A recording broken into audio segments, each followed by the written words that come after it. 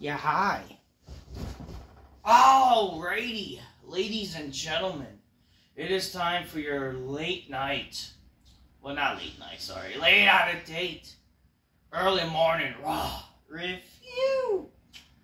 I originally was not going to do a Raw review because this show was already pre-taped and I kind of already did a review. Even though it was a spoiler review with my buddy who I actually did a live show with. Well, not live. It was not live. It was pre-taped because if WWE did not care, why should we? And that's just why I basically was not going to do a review. So I did a review / results spoiler talk, along with talking and interviewing my buddy. His name is Tamed. He's a self-made millionaire in New York. He's a self-proclaimed king of New York. He is a promoter. He's also a dude that also just made himself be very successful. And he just talked about, I'm a good like he's a buddy of mine now. And plus he happens to be a wrestling fan. He's legit fucking bitching to the big black couch, made them go oh shit, and drinking colas magnificently. He took my words and brought it to life, ladies and gentlemen. So if you want to know an example who, if you're drinking Coca-Colas, fucking bitch the big black couch, make them go oh shit, and being as masculine as possible, look at Tomato, ladies and gentlemen. That's the guy right there. But like the thing is, I guess WWE, they're trying to be a bit smart. They're adding things on the show. They're adding things that I did not know. When I did my spoiler review talk, they did not freaking talk about, or it wasn't mentioned about Cody Rhodes and Gunther. It makes me question, like, how the hell did they film that segment? Unless the person who did the spoilers forgot to mention it or whatever, I'm not sure. But we're gonna talk about that, because that's a big thing to talk about, even though no one cares. It's just a darn shame. Again, and I will be uploading a future video about Crown Jewel. The dumb thing about Crown Jewel. We're gonna talk about that with the belt and the pay-per-view concept. I already have a video filmed about that. But other than that, man, like, it just sucks that what's being built as the pay-per-view, it's, again, Crown Jewel, 2 world championships where they're fighting for a stupid title that's once a year. But again, people, like, they want to see supposedly Gunther versus Cody, right? Gunther versus Cody, supposedly a match that people would like to see in the future. But yet, it's being wasted on a champion versus championship concept. No actual story in this fucking match. That's also the problem with these matches. With these 2 matches they're doing.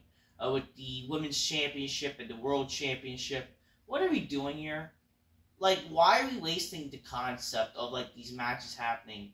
Or just in general, just for a stupid freaking Crown Jewel, bragging rights, champion versus champion concept that's been dragged out to death. Again, I would not mind this if they're combining the titles. Because I don't think that we need 2 world champions, but like, they're not going to combine the titles because that makes too much sense to not do or whatever. And this show, yeah, they're trying to be smart, with being pre-taped. They try to add some extra things on this show to try to make you pretend to care. Like, this didn't happen in my spoilers, which I guess that's something unique about them. Sometimes they do, sometimes they don't. Again, there was no reason for this show really being pre-taped. Actually, there was, because they went to the UK. And it makes you question, like, past WWE, they used to do shows in the UK. They used to freaking do international Raws and SmackDowns, like, in the UK and just air in a pre-tape delay. I'm just thinking to myself, why not do that? Supposedly it's because of budget, which, okay, I can understand in that term. But then that's just kind of just them being still lazy. I still think WWE is lazy as they used to be, like, compared to what they were. I know I complained before about UK Raws, but again, I'll be honest with you, that's the dumbness of me. Or it's just at the time when wrestling was just so bad, which is still bad today. I just, this is what they're doing in a UK show. Like, in the UK show, what's announced, it's like, it's not even intriguing. You know what I mean? But at least, like, I feel like I feel bad for the fans of the UK. They're not getting a Raw anymore or a SmackDown. It's just sad for them. I feel bad for the fans of the UK. They're not able to get a UK Raw, a UK SmackDown, you know. Especially, that's also the nicest of me coming back. You know, you have Humanity of Zubair. You know, because I'm the holiest man of the world. You know what I mean? I feel so bad for the UK fans. They're not even getting a Raw and a SmackDown anymore. What are we doing? Only, like, what, the shows before the pay-per-view, when they do international pay-per-views, they only get a SmackDown now? Like, it's kind of sad. Crown Jewel is going to get, like, a freaking Saudi Raw or SmackDown. Like, whatever, man. I just think it's kind of sad, man. It's just kind of sad. But whatever. I don't know. What can I do? It's not my show. You know, it's not. I don't run things. You know, let them suck or whatever. But it's just a darn shame. Like WWE, it's like so lazy as they used to be before. They used to put on such like more intriguing, entertaining shows and actually put some effort. They barely put effort to shows now. So why should I care? You know. We're going to really scroll through this Raw because nothing much was missed or given to care about this Raw. I'm just going to rephrase what I really said in a live show with my buddy Tamed in the live show we did. Well, pre-tape live. You know, if WWE did not care, why should we?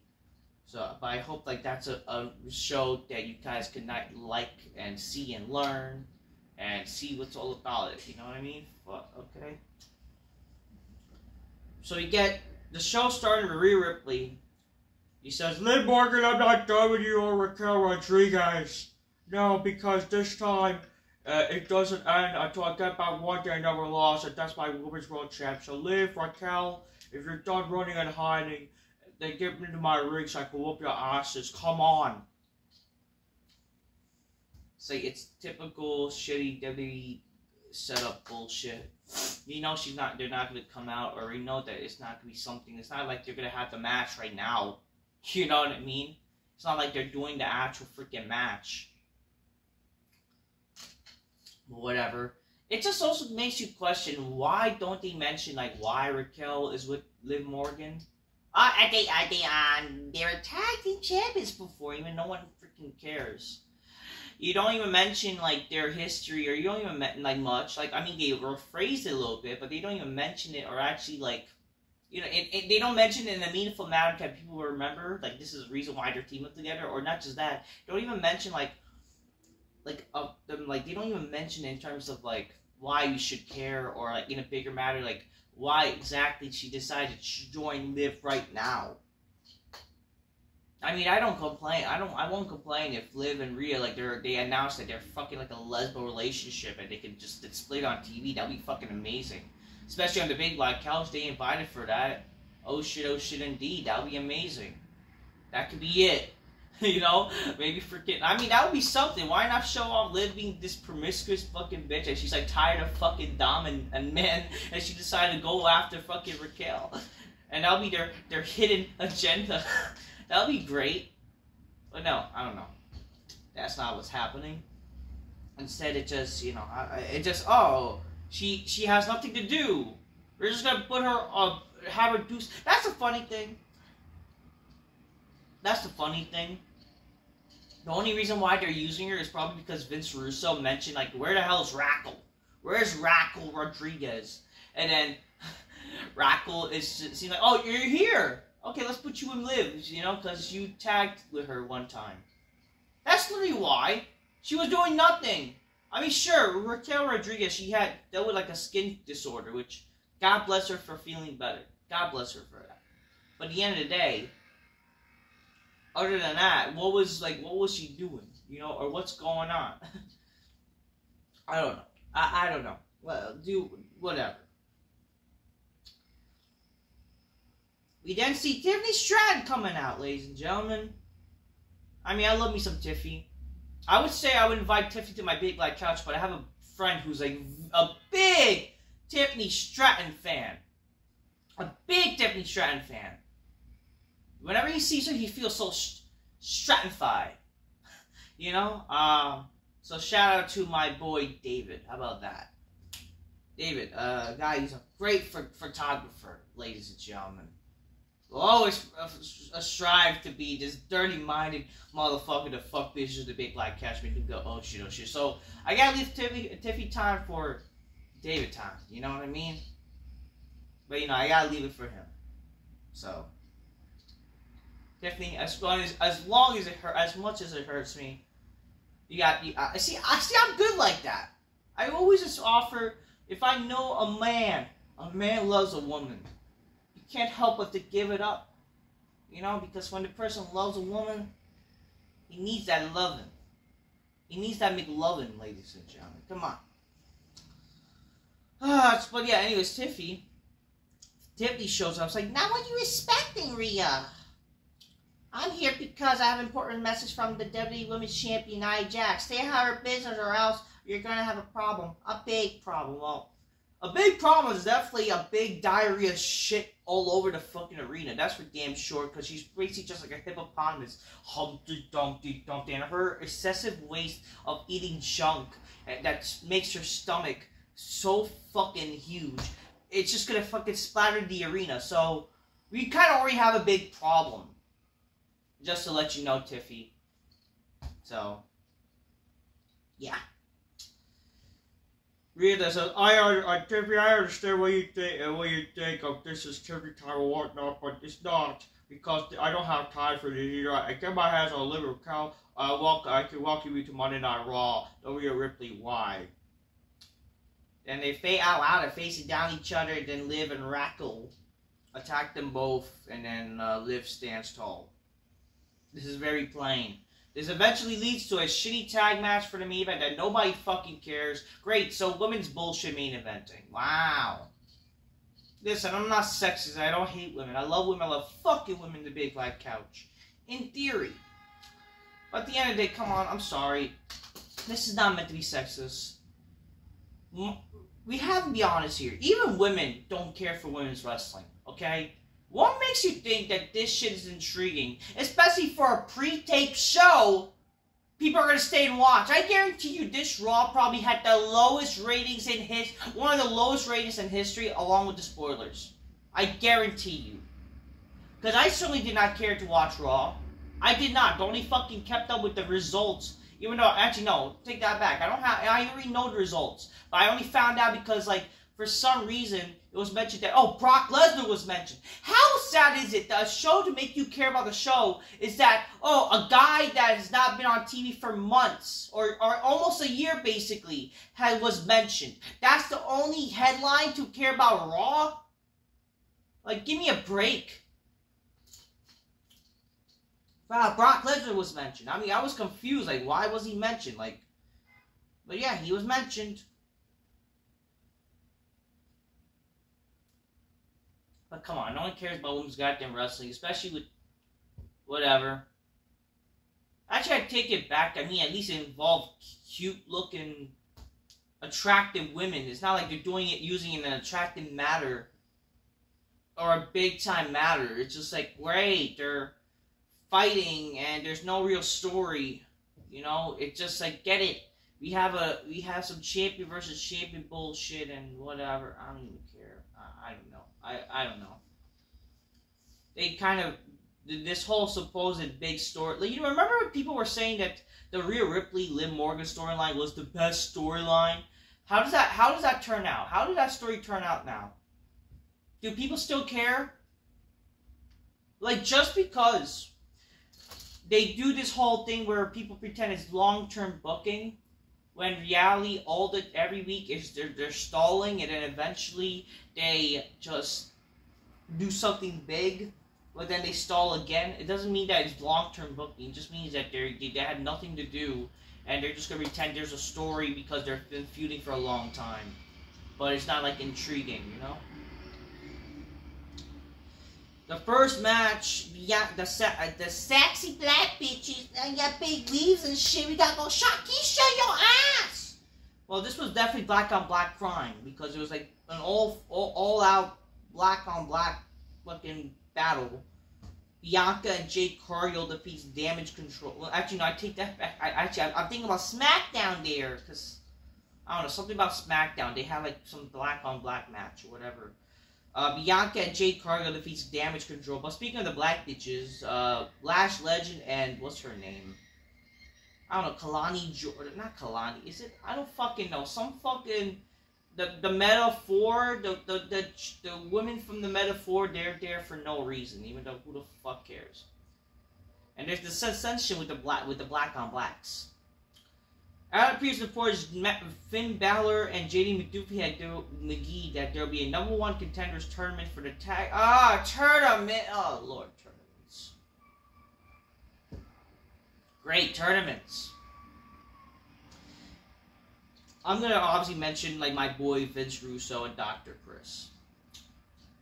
Why announce tournaments? Like, why not do something, you know, if you want to showcase these stupid tag teams? You can say that, you know, they defeat all these tag teams and they're better all the tag teams. And if you want to make tag teams like, oh, there's no one can stop us, why not do the Undertaker effect? Like, why doesn't the Y6 showcase themselves?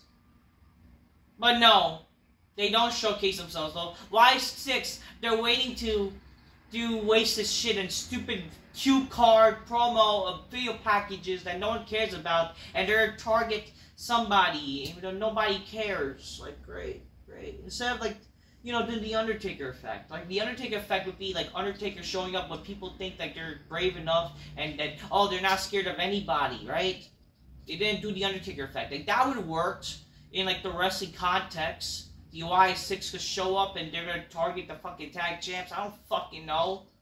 Don't they have something to do with family? Because apparently the Y6 are all about going after people mistreating their families or buddies and something. I don't even fucking know, man. Nor do I care. Not good writing, you know? It's not good writing. We get American-made vignettes. So much for that. We get a vignette for American Made when they're already on TV. And it's not like it's intriguing at all. We get a Braun Breaker backstage promo. He says, everybody wants to know why I turned my back Jey Uso. It's really not that complicated. You see, Jey wanted to walk in the biggest lottery in entire life a few weeks ago. And you beat me for the tag championship. So what did I do? Out of respect, I marched down the ring and shake your hand and tell you congratulations out of respect. And what do? You draw my face. As I'm not going to go see it. Not once did you say you respected me. Not once, you did not one time did you respect me as a champion. Well, one day you want me as a caliber champion, I am, which I won't, and you won't see. You see, we're not the same, Jay. We're not a couple second, third generation superstars carrying our biggest family's legacy. Because I did my own, I don't need my family's help. I don't need a name. I don't need them here. Because one day I'll surpass them in success. You can give them the stamp of approval, the same amount of respect as for them they'll have it for me. Not like you. You've been sucking off the legacy of your family the past 14 years. And they finally, when your cousin up the mountain, you decide you want to do it on your own. You want to get fed too. You want to do it on your own, Jay. You don't want to do it on your own? Well, let's do it on your ass. Let's go on the take this kicking on your ass on too. Because I'm coming back from my Intercontinental Championship. The beautiful thing is, Jay, your family cannot save you from me. I mean, here's the thing. This is not a bad promo. But at the same time, this would just make sense. It's like, instead of, like, leading us on to a Braun Breaker babyface turn, why didn't they just, I don't know, maybe you could have done something on the show where Braun Breaker attacks Jay? Like, of that same week, instead of leading us on that Braun Breaker is now a babyface for some reason. Especially when you tease him versus Gunther. Like, whatever, you know? I don't know what else to say. We then get a Bronson Reed, Adam Pearce promo. Speaking of Humpty Dumpties.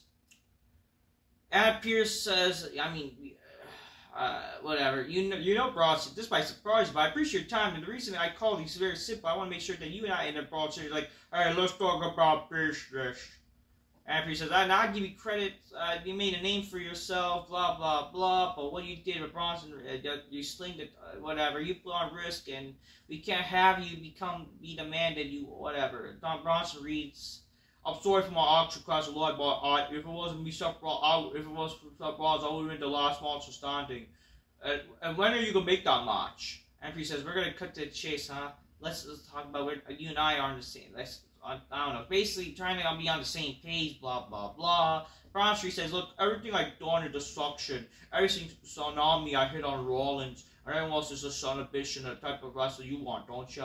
Now, where's my match for Rollins? I guess he's just like, he's basically that type of person. Like, okay, let me can I go fuck Seth Rollins? Can I do the big tsunami off his ass because I want to penetrate him really bad? Like, that's how fucking Bronson Reed is. He's that fucking guy who's looking forward to go have butt buddy sessions with freaking with a twink, you know? He found out about Seth Rollins doing gay porn back in the day, and now he's like, oh, I want to get that little twink. I want to see his big small cock. Ah, man, that turns me on. Let me go see that twink. Can I go already? Like, that's Bronson Reed. He got turned on that seeing fucking Rollins did gay porn back in the day, and he got his nudes leaked. He's like, I gotta get that Seth Rollins. I gotta get back to my twink. Like, dude, calm your fat ass self. Like, holy shit. Whatever, they basically, all you need to know is, like, he kept asking to have butt buddy sessions with Seth Rollins, and he didn't get it. Whatever. This was already, like, a long time, whatever. The War Raiders defeated the Alpha Academy in a number one contenders match. What number one contenders match? The fuck? Anyways, the War Raiders return and whatever. Why are they called the War Raiders? Is there a war that's coming? I don't know. They're back from being they're back in WWE and they're no longer called the Viking Experience or Viking whatever. I don't care. Seth Rollins then tells IPS, I need to have this match with Bronson Reed. I'm not worried about a string of injuries. It's part of the game. I want to show the world that I'm top of food chain. I want to show the best person, Seth Rollins. I took out beasts, kings. I'm going to prove I'm the best. So he indirectly mentioned Brock Lesnar or whatever. And then the next promo, we get Cody Gunther where they mention Brock Lesnar indirectly. Because isn't that the sad thing that people want to talk about Brock Lesnar? A show. That's the thing. That just goes to show how this show is so desperate that they need stars on the show. They need stars. Like, everybody's garbage on this fucking show. Like, goddamn. And isn't it funny? After, like, 1 week, they taped the show the same week last week. We don't even see Sami Zayn or anybody that was on the show, like, previous. Like, what a joke. We get Cody and Gunther.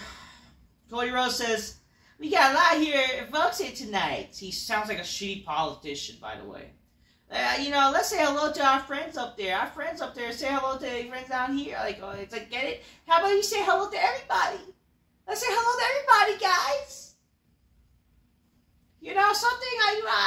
I consider myself a sports entertainment traditionalist. A wrestling sports entertainment traditionalist. Which means, like, I'm proud to be in the city of rich history. And, there's been a lot of history that happened tonight. But one big history was when you guys chanted one thing. We want Cody.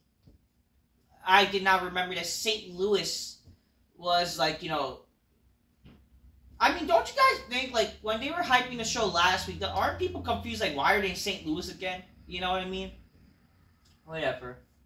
I don't know, I guess they got to pretend, they're live, even though they're not live, pal. You guys chanted, we want Cody. I'm so happy to see you guys. I want to say thank you. So what do you guys want to talk about? St. Louis, even though we kind of we're pre-taping this, what do you guys want to talk about? Then Gunther comes out. He says, ladies and gentlemen, let America like this, Cody Rhodes. Cody, usually I want to come out here and jostle my opponent down a little bit and speak a little bit about the comfortable truth. But I'll be honest, there's not too much negative to say about you. In fact, this company, this business, this sport, and the boom period is like never before. What boom period? Like, no disrespect, but what boom period? When the show is at a low ratings, for fuck's sakes.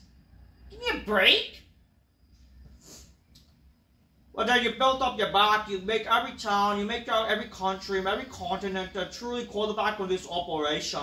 So, Cody, That's not many people in the business that I respect, but in full honesty, I have a lot of respect for you. I think about it there's one thing that everybody loves a darling, don't you? You see one thing, and because of that, you're in a mess with your old friend, Kevin Owens, because he realized everybody's friend is no one's real friend. So I expect you have to no sort of emotional mess, because in Saudi Arabia, I want the best version of Cody Rhodes. What is with, I want the best person?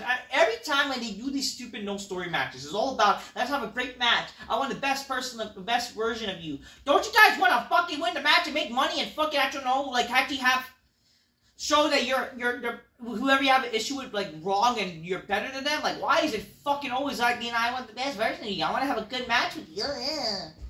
Like, enough. Where are the stories and where are the hatred? It's always fucking goddamn these dumb garbage matches. Cody says, oh, but what do you think is my greatest weakness? It'll be probably my greatest strength, and I'm certainly not surrounded by friends. I am sure seeing what has been happening every show, but I make the observation from one champion to another. I see what happened with Ring General and everything in his arsenal that they're not coming back. What happens is you get uncomfortable. What happened is I've seen that firsthand. I saw a WrestleMania, you broke. And I can return many things, as you said, as being champion. Workhorse is absolute and utmost respect I have for you. But you know that you think you're swimming in deep waters, but your feet is still in the bottom of the pool. You've never been in the ring with one-on-one with me. Like, oh, wow. You never been in the ring, whatever. And then, like, Gunther, that's a fair assessment, Cody. Spoke like a true secondary champion. And then Cody Rhodes says, there it is, the dig. I was expecting that, and I should have been. It's indeed your house now, gosh. You really been frightening. You become frightening beast. You know, you call what did you call me? A secondary champion? Let's not forget I defeated the most dominating champion in company history. And Gunther, Irie Slade, a frightening beast. And then they shake hands and they close the segment. And then it's like, who cares? Oh, wow, they mentioned Brock Lesnar. Like, it just goes to show, like, we miss Brock Lesnar. Like, Brock Lesnar is, like, needed. Because this show sucks! I miss Brock Lesnar. I do. I really do. But he doesn't need this shit. He's just fucking sable. He's fucking, like, being a country boy, eating meat. Eating dead deer. Shooting up deers and eating up their brains. What a good country boy. You know? But, like, oh, Gunther, he's not scared of Cody Rhodes, but he's scared of Sami Zayn. He's not scared of, like, other wrestlers he faced before, but he's scared of Sami fucking Zayn. How is that helping believability? I don't even know what to say. I don't know. But yeah, Dragon Lee's shitty promo where he's, like, flying and it's, like, not even impressive. No one cares. The third match, Braun Breaker defeats Kofi Kingston. Xavier Woods was there, whatever, but then Jey Uso gives a super kick to Braun Breaker. Rhea Ripley tells Demon Priest that it's time to start focusing on their own separate past, but they're still going to be buddies and blah, blah, blah. We then see Jey Uso running into Jimmy Uso. And then Jimmy Uso accidentally, like, we have to talk to Jey. He decides to walk away. He's visibly upset. Jey wants Jimmy to get out of his face, and he's not in the mood to talk. So, they're continuing the storyline from SmackDown, which they didn't really mention this on the spoilers, because I guess they pre-taped this. So, you know, again, they add things, so that's like part of the thing to mention, whatever. So he needs help, and he thinks that, you know, oh, having Jey on their side would help, and whatever. It's kind of predictable, whatever. Fourth match, the R-Truth defeats The Miz. So much for The Miz's heel turn. And then he just gets tossed back by the Authors of Pain, and he gets attacked, whatever. Why do the Authors of Pain care about The Miz? I don't care. Next week on Raw, Jey Uso will play his title on the line with Braun Breaker. The New Day will race the Authors of Pain, and R-Truth and Dragon Lee will face American Made. And all these are happening for really no reason besides, I guess, the Braun Breaker Jey Uso match. You know, it just also makes you question, like, why aren't they building that much up to, like, a pay-per-view? Why is it always they're doing shitty title matches on the fucking show instead of building them up? Every time it's like a title match on the fucking show.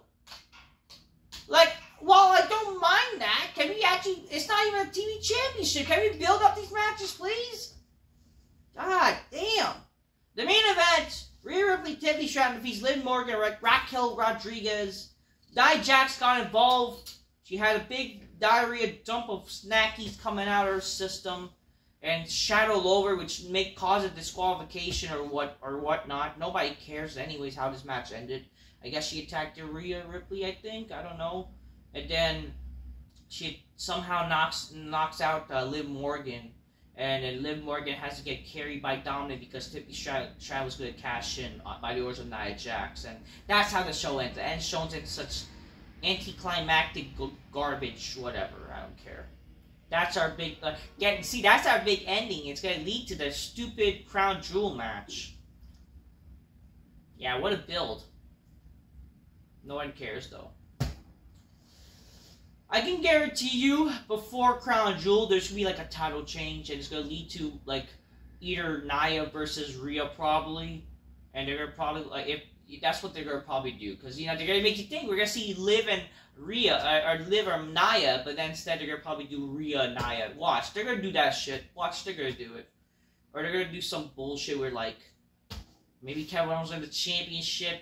I'm surprised that Sami did not win the championship, because then they would do, like, Sami and Kevin Owens, because you know that's what Triple H would love to do. Or whatever, I don't know. It's like that typical Survivor Series bullshit they've been doing a few years ago, where, like, they'll do a title change before the pay-per-view. Like, they did it with freaking, I think, the original year. And they did it with, like, when we were supposed to get, like, Jinder Mahal versus Brock Lesnar. And then it ended up being AJ Styles versus Brock Lesnar.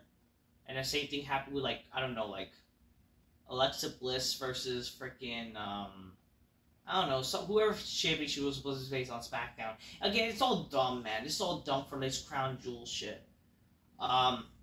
Whatever. That's the show for you. Not much was given for this pre-taped garbage. That's what I'm done gonna say. This show is garbage. I'm just keep real. Get your gains. Drink your colas magnificently. Aspire me some bitches go, oh shit, oh shit. That's what I'm done gonna say. I didn't drink my cola at the moment because I just used some supplements, but yeah.